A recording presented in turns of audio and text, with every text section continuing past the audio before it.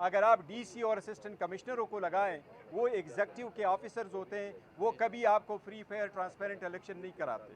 Election commission ने उनकी appointment बड़ी दूर कर ली थी, ये इलेक्शन के पार्ट पे हैं।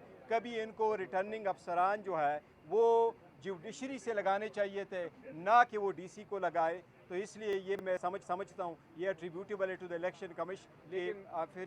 लेकिन मैं ऐड कर दूँ एक चीज़ इसमें कि हमारी नज़र में इसकी वजह से इलेक्शन डिले नहीं, ये इरादा बिल्कुल नहीं था कि इलेक्शन डिले हों, और हम चाहेंगे कि ये इलेक्शन डिले इसकी वजह से ना हो। ये एक हमारी दरख्वास्त है जो पिटिशन के फॉर्म में गई है, लेकिन उसकी वजह से ये जो इलेक्शन है शेड्यूल ये जारी कर देना चाहिए इलेक्शन कमीशन को, और इलेक्शन उसके मुताबिक कराने चाहिए, ये डिले का रीज़न ना बने।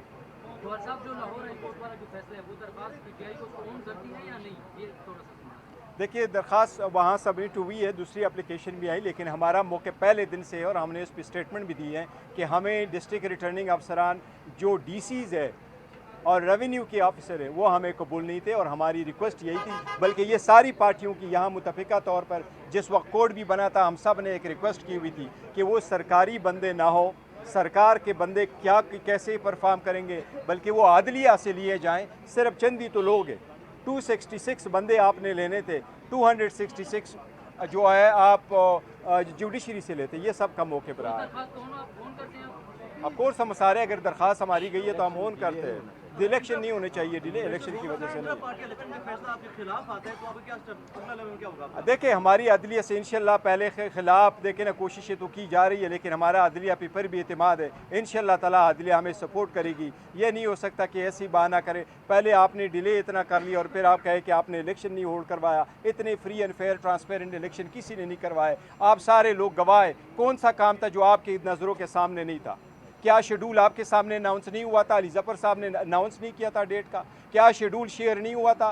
क्या लेटर इलेक्शन कमीशन को सिक्योरिटी के लिए जो लिखा गया वो आप लोगों के थ्रू नहीं गया था? इलेक्शन कमीशन का लेटर हमारे पास आया, क्या वो आपके थ्रू नहीं था? हमने वेन्यू जब शेयर किया पेशावर पुलिस के साथ, KPK पुलिस के साथ, क्या आपके थ्रू नहीं हुआ था? क्या जितने लोग वहाँ जमा हुए थे सिर्फ रिजोल्यूशन के लिए, क्या ये नहीं थे? कौन सी पार्टी है जो अनअपोज इलेक्शन अगर हो वो फिर भी रिजोल्यूशन में करवाए? कि क्या किसी को इतराज़ है?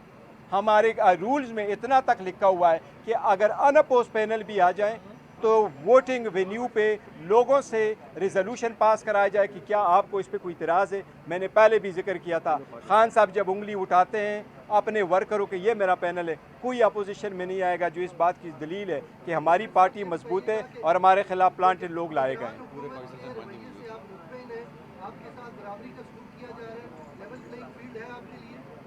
हमारे लिए कोई लेवल प्लेइंग फील्ड नहीं, और हमने कभी उसको जो केयर टेकर सेटअप है, हम समझते हैं कि केयर टेकर सेटअप गुज़श्ता हुकूमत की एक एक्सटेंशन है। वैसे भी मेरा ख्याल है अगर आप इलेक्शन कमीशन के प्रोसेस रोक देने के अमल को किस नज़र से देखते हैं? एक दरख्वास्त पर पूरा प्रोसेस रोक दिया है, जबकि सुप्रीम कोर्ट के फैसले के बाद भी इलेक्शन नहीं करवाए थे।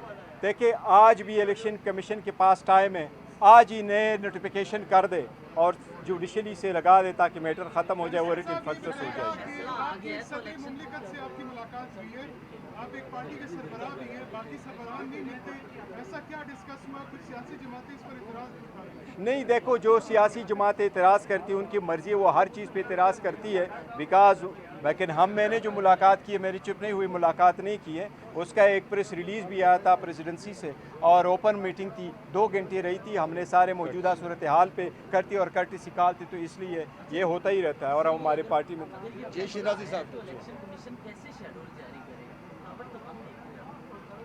कमीशन को मैं कह रहा हूँ कि कमीशन को RO अपॉइंट करने हैं तो DC के बजाय इनके पास लिस्टें पड़ी हैं, पुराने भी लिस्टें पड़ी है, जुडिशरी से आज ही अपॉइंट करे। अगर इनका दिल है कि इलेक्शन डिले ना हो तो ये कर सकते हैं, अगर कोई बहाना ढूंढना है तो वो एक अलग बात है। बहुत शुक्रिया जी, थैंक यू।